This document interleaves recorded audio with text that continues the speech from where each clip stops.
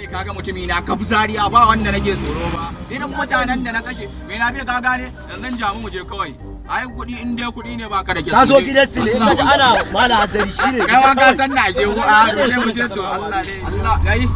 ni ba ka ganni nan ko irin mutanen da na kashe ba ko irin mutanen da na kashe ina da yawa a zariya ka kashe mu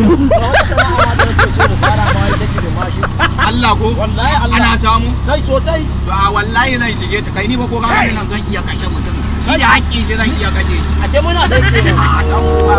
haƙƙin ma a zo kan iya namu kashe shi Allah wallahi kai dai bar kawai ai za mu je za mu fara amma ya za mu samu bindi ai matsalar bindiga ba wannan ku fara kama karamin yaro ba matsala yanzu ka gane ni anan zan sauka ni fa ko zan iya kashe mutum akan haƙƙin amma shi in ka san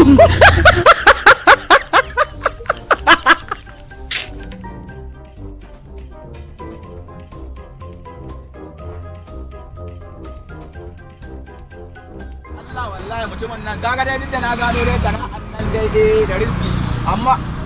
kan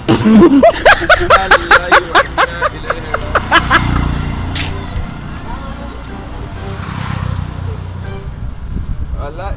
hey wannan ban kudi na mana na ran na fito da kudin wallahi